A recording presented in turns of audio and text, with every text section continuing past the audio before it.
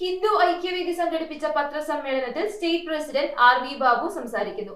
വിവിധ സംഘടനകളുടെ നേതൃത്വത്തിൽ സെപ്റ്റംബർ 22-ാം തീയതി പന്തളത്ത് വെച്ച് അയ്യപ്പന്മാരുടെ മഹാസംഗമം സംഘടിപ്പിക്കുമെന്നും അദ്ദേഹം.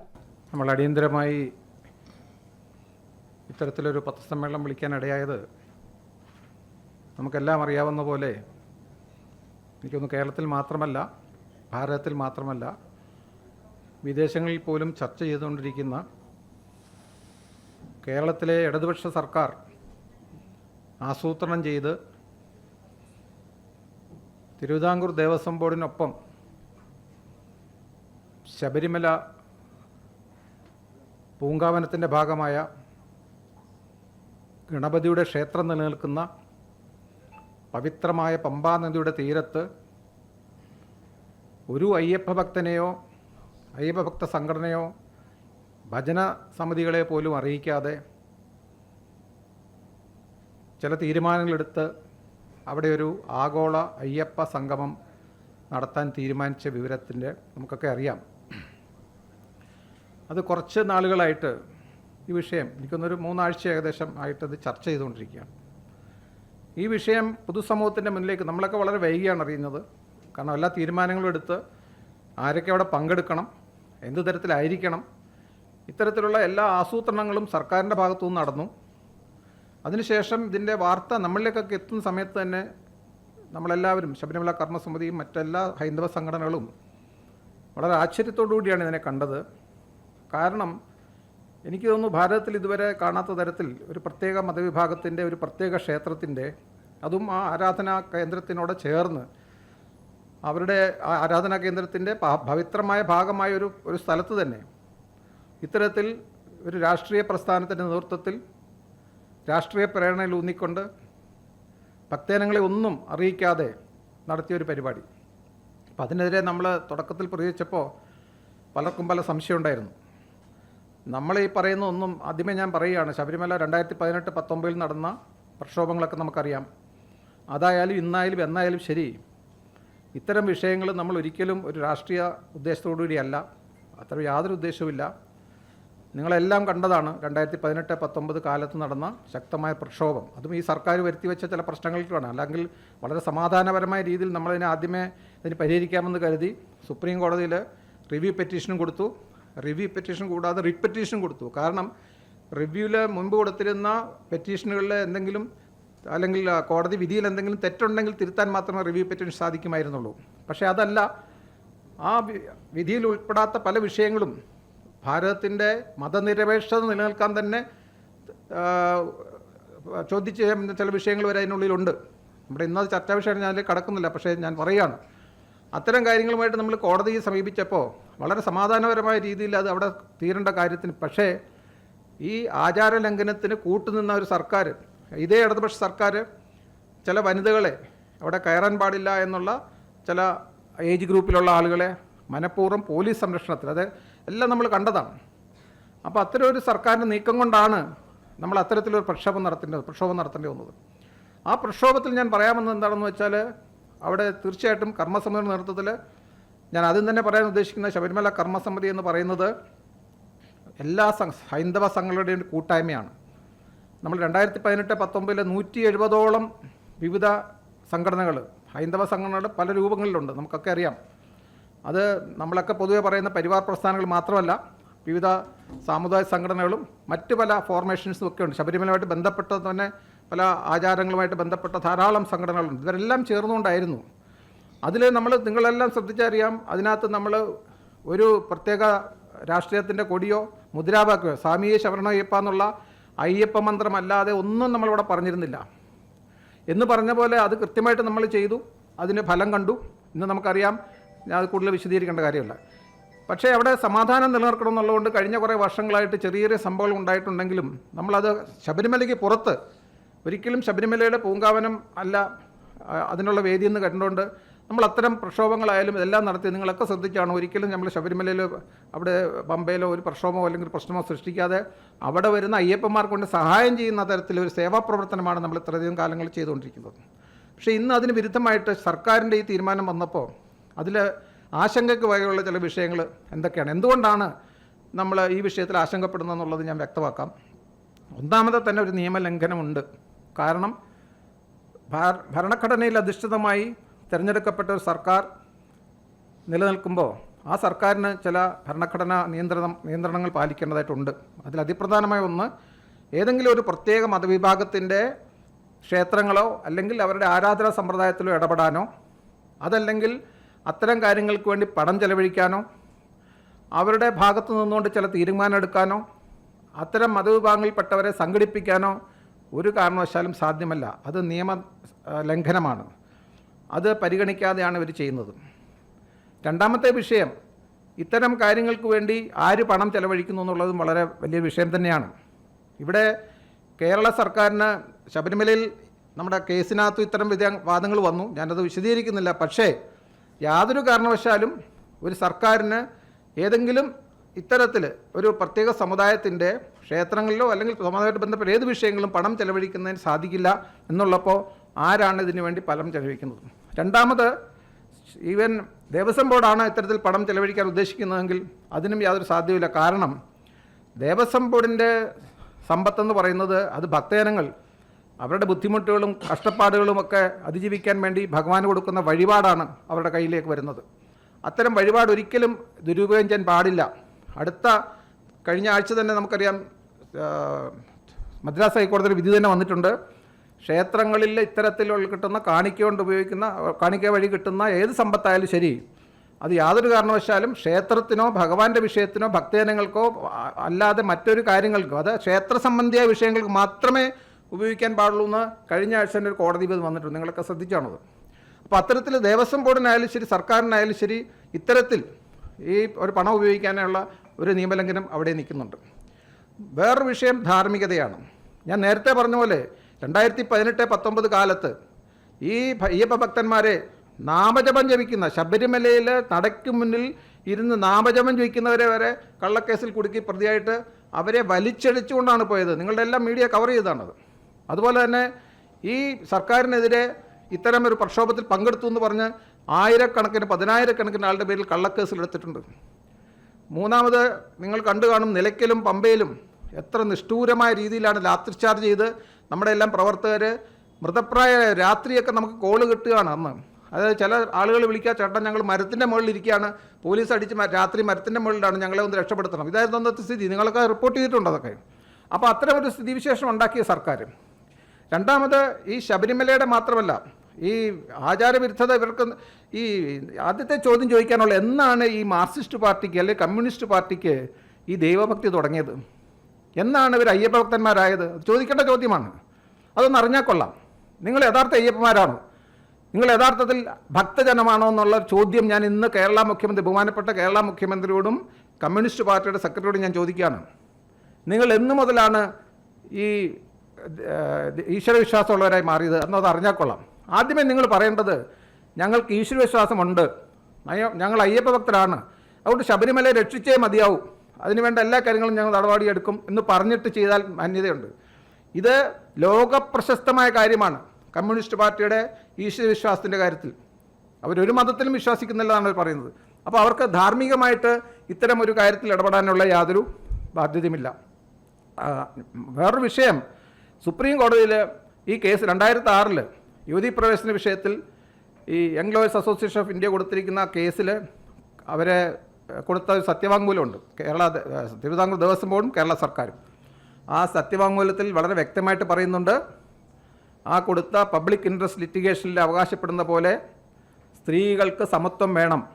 അതുകൊണ്ട് ശബരിമലയിൽ എല്ലാ പ്രായത്തിലും എല്ലാ വിഭാഗത്തിലും പെട്ട സ്ത്രീകൾക്ക് പ്രവേശനത്തിന് ഞങ്ങൾ കൂട്ടുനിൽക്കുകയാണ്, ഞങ്ങൾ അനുകൂലിക്കുന്നു എന്ന സത്യവാങ്മൂലം കൊടുത്ത ആളുകൾ 2018 നമ്മളിൽ കടന്ന അതിശക്തമായ പ്രക്ഷോഭത്തിൻ്റെ ഭാഗമായിട്ട് 2019 നടന്ന തെരഞ്ഞെടുപ്പിൽ കിട്ടിയ തിരിച്ചടിയുടെ ഭാഗമായിട്ട് അവർക്കത് മാറ്റിപ്പറയേണ്ടി വന്നു. പക്ഷേ ഈ മാറ്റിപ്പറഞ്ഞത് മൈതാന പ്രസംഗമായി മാത്രമായിരുന്നു. അവർ ലഘുലേഖ ഇറക്കി ഗ്രാമാന്തരങ്ങളിൽ പോയി വിതരണം ചെയ്തു. പക്ഷേ ഇന്നും ആ സത്യവാങ്മൂലം അവിടെ നിലനിൽക്കുകയാണ്. അവരുടെ ഉദ്ദേശം വളരെ വ്യക്തമാണ്. ഈ പൊതുസമൂഹത്തിൻ്റെ മുന്നിൽ വോട്ട് ബാങ്ക് എന്നുള്ള നിലയിൽ ഹിന്ദുവിനെ ഒരു വോട്ട് ബാങ്കായി കാണുകയാണ് എന്ന് വേണം നമ്മൾ മനസ്സിലാക്കാൻ. അതല്ലെങ്കിൽ അവർക്ക് മറ്റെന്തെങ്കിലും ഉദ്ദേശം ഉണ്ടാകാം. എന്തായാലും അത്തരത്തിൽ ഈ സത്യവാങ്മൂലം അവിടെ നിലനിൽക്കുന്ന ഉദ്ദേശം വളരെ വ്യക്തമാണ്. കാരണം 9 അംഗ ബെഞ്ചിലേക്ക് കേസ് പോയിട്ടുണ്ട്. വിശാലമായ രീതിയിലാണ് നമ്മളവിടെ കേസിനെ കാണുന്നത്. കാരണം അതും കൂടെ ഞാൻ വ്യക്തമാകാൻ ഉദ്ദേശിക്കുകയാണ്. എന്തുകൊണ്ടാണ് ഇത് അങ്ങനെ 9 അംഗ ബെഞ്ചിൽ പോയെന്നുള്ള ആ 5 അംഗ ബെഞ്ചിൻ്റെ 9 പോയിന്റുള്ള വിധി എന്നൊക്കെ അറിയാൻ പറ്റും. വളരെ വ്യക്തമാണ്. കാരണം ഒരു കാരണവശാലും ഇത്തരം ആരാധനാ വിഷയങ്ങൾ ക്ഷേത്രത്തിനുള്ളിൽ തീരുമാനിക്കപ്പെടണം, അതല്ലെങ്കിൽ ഭക്തജനങ്ങൾക്കുള്ളിൽ തീരുമാനിക്കപ്പെടണം. അതല്ലാതെ പുറമേ ഒരു കോടതിയിൽ പോലും ചലഞ്ച് ചെയ്യാൻ പാടില്ല. കാരണം നമുക്ക് ആയിരക്കണക്കിന് വർഷങ്ങളായിട്ട് നിലനിൽക്കുന്ന ക്ഷേത്രവിശ്വാസ സമ്പ്രദായത്തിന് അതിൻ്റെ സംവിധാനമുണ്ട്. ഏത് പ്രശ്നവും അവിടെ ഉണ്ടായാൽ അത് പരിഹരിക്കാനായിട്ട്. എങ്ങനെയായിരുന്നു ഇത്രത്തോളം കാലം ഈ പ്രശ്നങ്ങൾ പരിഹരിക്കപ്പെട്ടിരുന്നത്? അതിനുള്ള സംവിധാനം നിലനിൽക്കുന്നുണ്ട്. ആ സംവിധാനം ഉപയോഗിച്ചല്ലാതെ ഒരു കാരണവശാലും നീതിന്യായ കോടതിയുടെ മുന്നിൽ എടുക്കാനോ അത് പരിഗണിക്കാനോ പാടില്ല എന്നുള്ള വലിയ വിഷയം അവിടെ ഉണ്ട്. അപ്പോൾ ഇത്തരത്തിലുള്ള കേസ് നിലനിൽക്കുമ്പോൾ അവിടെ ഈ വീണ്ടും സത്യവാങ്മൂലം വരുമ്പോൾ അവർക്കൊരു അവസരം കിട്ടിയാൽ യുവതീ പ്രവേശന അനുകൂലമായിട്ടുള്ള സത്യമംഗലം നിൽക്കുകയാണ്. അതുകൊണ്ട് ഇവർ ഇത്തരത്തിൽ ഒരു പമ്പയിൽ ഇപ്പോൾ അവർ തീരുമാനിച്ച പോലെ ഒരു സംഗമം നടത്താൻ ഉദ്ദേശിച്ചിരുന്നു എങ്കിൽ ആദ്യമേ അവർ ചെയ്യേണ്ടിരുന്നത് ഈ സത്യവാങ്മൂലം കേരള സർക്കാരും അതുപോലെ തിരുവിതാംകൂർ ദേവസ്വം ബോർഡ് പിൻവലിക്കണമായിരുന്നു. ഇന്നും നിലനിൽക്കുകയാണ്. കഴിഞ്ഞ ദിവസം ഞാൻ കേട്ടു ദേവസ്വം ബോർഡ് പ്രസിഡന്റ് പറയുന്നുണ്ട് സത്യവാങ്മൂലം അവിടെ കൊടുത്തിരിക്കുന്നത് അത് മാറ്റാൻ പറ്റുമോ എന്നുള്ള നിയമോപദേശം തേടും. എനിക്ക് പറയാനുള്ളത് ഇതിൻ്റെ നിയമോപദേശമല്ല, നിയമപരമായിട്ട് യാതൊന്നുമില്ല, നമുക്കൊക്കെ അറിയാം, നിയമോപദേശത്തിൻ്റെ പ്രശ്നമല്ല. ഇതിൻ്റെ ഉപദേശം വേണ്ടത് ബഹുമാനപ്പെട്ട മുഖ്യമന്ത്രിയിൽ നിന്നാണ്. അദ്ദേഹം നേതൃത്വം കൊടുക്കുന്ന ഒരു സർക്കാർ എടുത്ത തീരുമാനമാണിത്. അതുപോലെ തന്നെ ഈ ഒരു സംഗമം പോലും നമുക്കറിയാം സർക്കാരാണ് നടത്തുന്നത്. അതുകൊണ്ട് അത്തരത്തിൽ ഈ വളരെ ആശങ്ക നിലനിൽക്കുകയാണ് ജനങ്ങളുടെ മുന്നിൽ.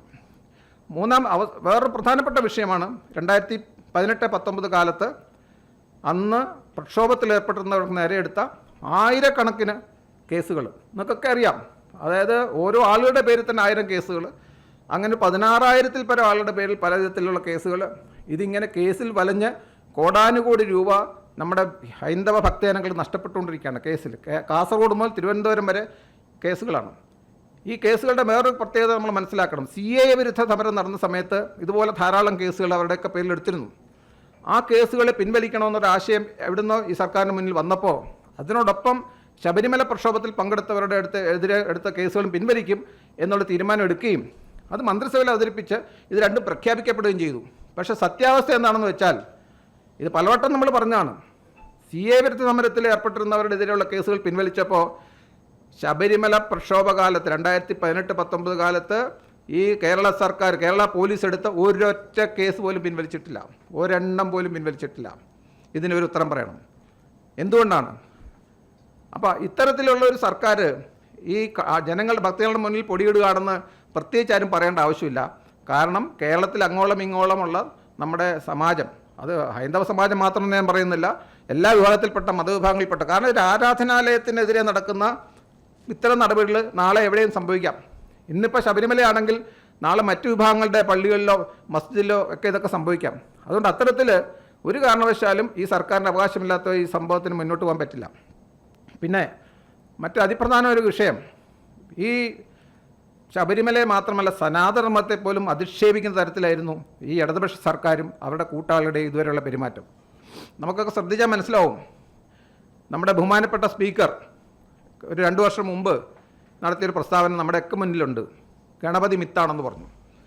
ഗണപതി മിത്താണെന്ന് പറഞ്ഞ ബഹുമാനപ്പെട്ട സ്പീക്കർ ഉൾക്കൊള്ളുന്ന ഒരു രാഷ്ട്രീയ പാർട്ടിയാണ് ഗണപതി ക്ഷേത്രത്തിൻ്റെ നടക്കൽ ഈ മതസമ്മേളനം നടത്താൻ പോകുന്നത്.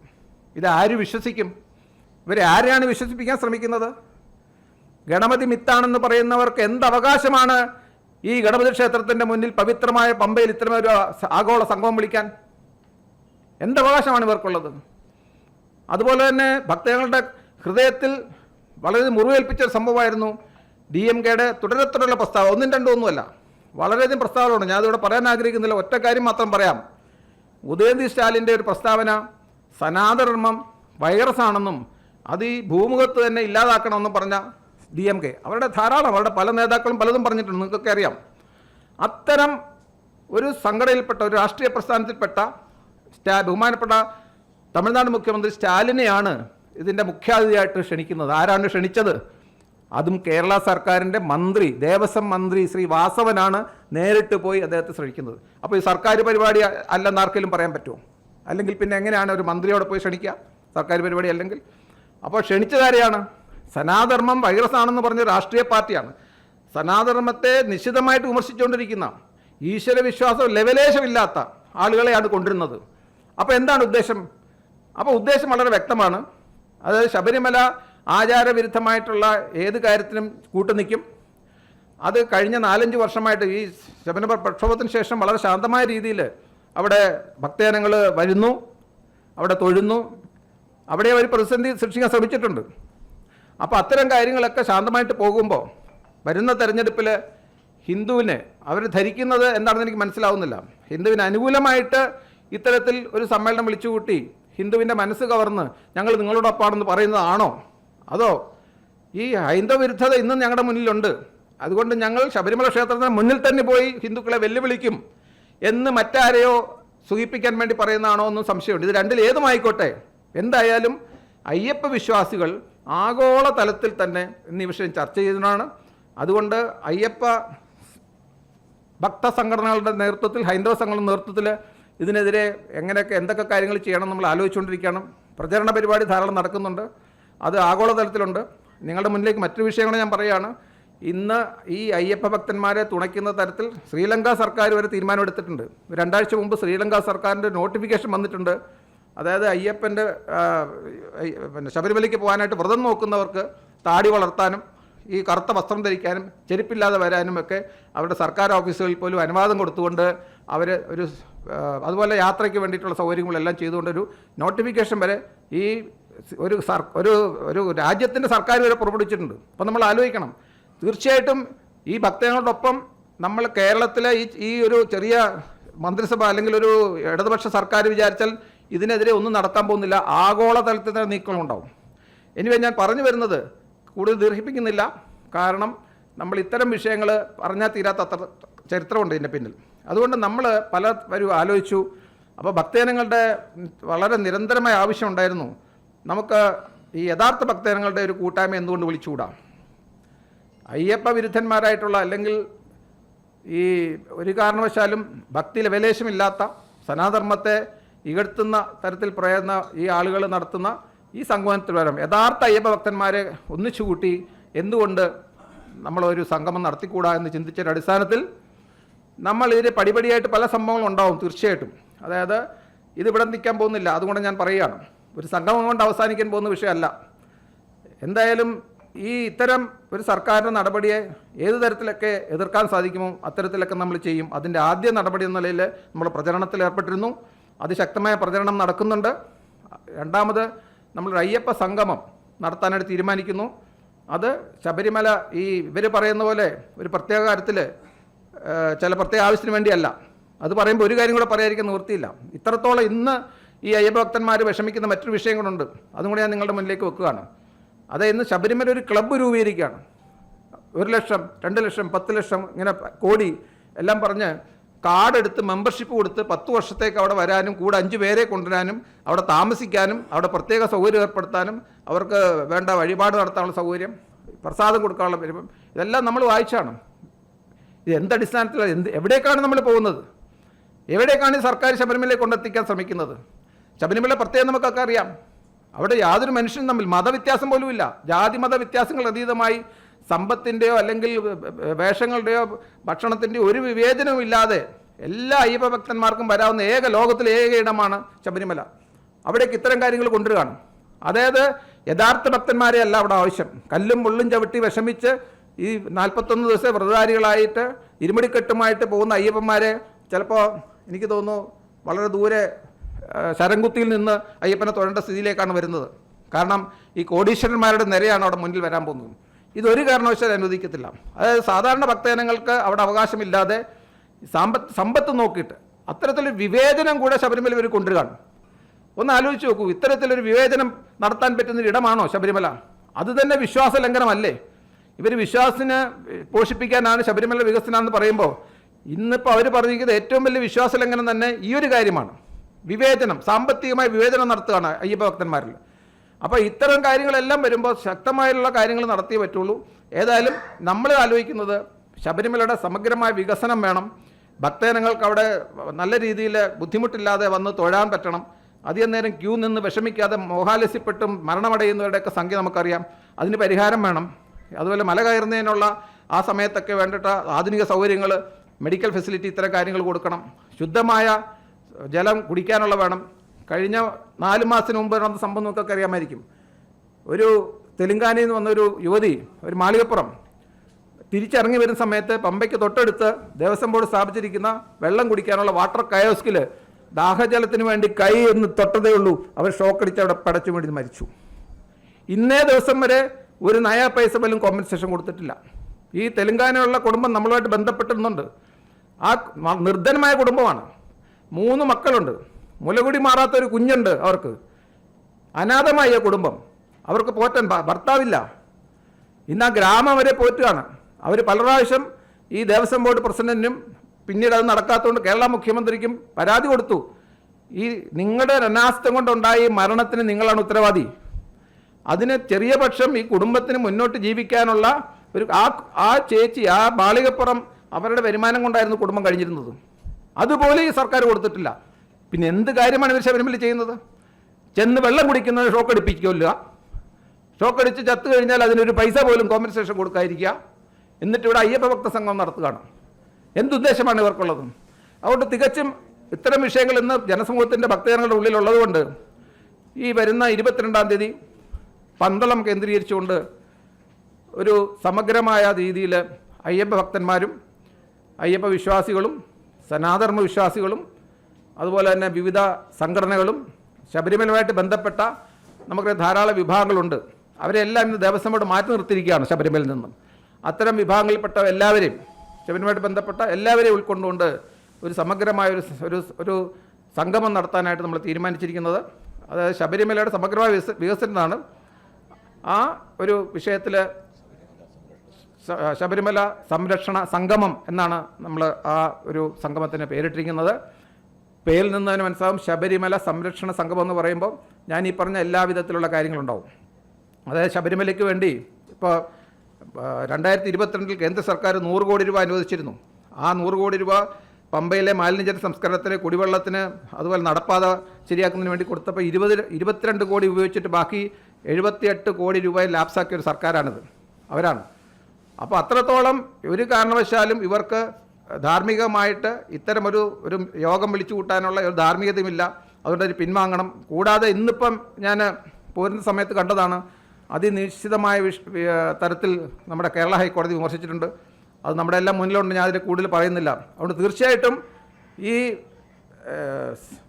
അയ്യപ്പ സംഗമം, ഈ ആഗോള അയ്യപ്പ സംഗമം ആചാരവിരുദ്ധമാണ്, നിയമലംഘനമാണ്, അധാർമികതയാണ്. ശബരിമലയ്ക്കും അതുപോലെ തന്നെ മറ്റുള്ള എല്ലാ ധർമ്മസ്ഥാപനങ്ങൾക്കും എതിരെ അവർ വാളോങ്ങുന്ന തരത്തിലാണ്. അതൊരു കാരണവശാലും മുന്നോട്ട് പോകാൻ പാടില്ല എന്ന് അഭ്യർത്ഥിക്കുന്നതോടൊപ്പം അതിന് പിന്നോട്ട് പോകുന്നു എന്നുള്ള ഇപ്പോഴും പ്രതീക്ഷിക്കുകയാണ്. എന്തായാലും ശരിയായ അയ്യപ്പന്മാരുടെ ഒരു സംഗമം നമ്മൾ വിളിച്ചു കൂട്ടുകയാണ്. അത് നിങ്ങളെ അറിയിക്കുകയാണ്. ശബരിമല വികസനത്തിന് വേണ്ടി നടത്തുന്നു എന്നുള്ളത് തന്നെ ശുദ്ധമായ തട്ടിപ്പാണ്. നിങ്ങൾ മാധ്യമങ്ങളാണല്ലോ, നിങ്ങൾക്കറിയാം. 220 കോടി രൂപ പിണറായി വിജയൻ്റെ ഗവൺമെൻറ് 2016 മുതൽ 23 വരെയുള്ള കാലയളവിൽ കൊടുത്തു എന്നാണ് പറയുന്നത്. 220 കോടി രൂപ കൊടുത്തതിൽ എത്ര കോടി രൂപ ചിലവാക്കി? RTA റിവല്യൂഷനുണ്ട്.